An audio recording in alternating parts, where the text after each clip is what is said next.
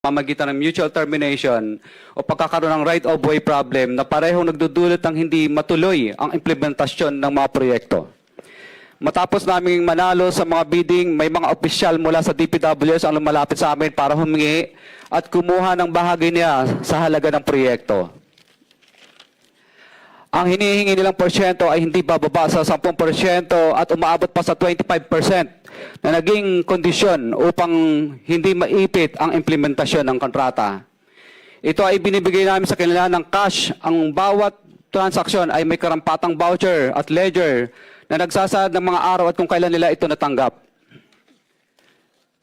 Ilan sa kanila ay sina Terence Calatrava, former Undersecretary of Office of the Presidential Assistant of the Visayas of the Philippines, Kong Roman Romulo of Pasig City, Kong Jojo Ang of Uswag Ilonggo Party List, Congressman Patrick Michael Vargas of Quezon City, Kong Juan Carlos Arjo Aitaide of Quezon City, Nicanor Nicky Briones of Agap Party List, Congressman Marcelino Marcy Teodoro of Marikina, Congressman Florida Robes of San Jose del Monte, Bulacan, Congressman Leandro Jesus Madroño of Romblon, Congressman Benjamin Benji Agarao Jr., Congressman Florencio Gabriel Bemnoel of Anwaray Party List, Kong Leo de Ode Tariela of Occidental Mindoro, Congressman Reynan Arrogancia of Quezon Province,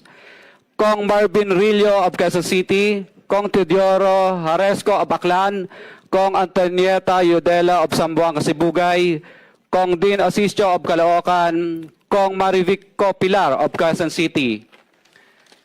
21. Mayroon ding mga kinatawa ng ilang politiko na nakikipagtakbo sa amin upang manghingi ng porsyento kapalit ng mga porsyento ng mga proyekto.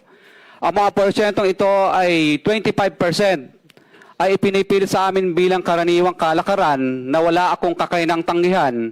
Ilan sa kanila ay sina Regional Director Eduardo Virgilio of DPWS Region 5, Director Ramon Ariola III of Unified Management UPMO, District Engineer Henry Alcantara, DPWS Bulacan First, Undersecretary Robert Bernardo, District Engineer Aristotle Ramos of DPWS Metro First, Pasig City, District Engineer Manny Bulusan of DPWS North, Manila Deo, District Engineer Edgardo C. Pingol of DPWS Bulacan Subdeo, District Engineer Michael Rosaria of DPWS Quezon Second Deo.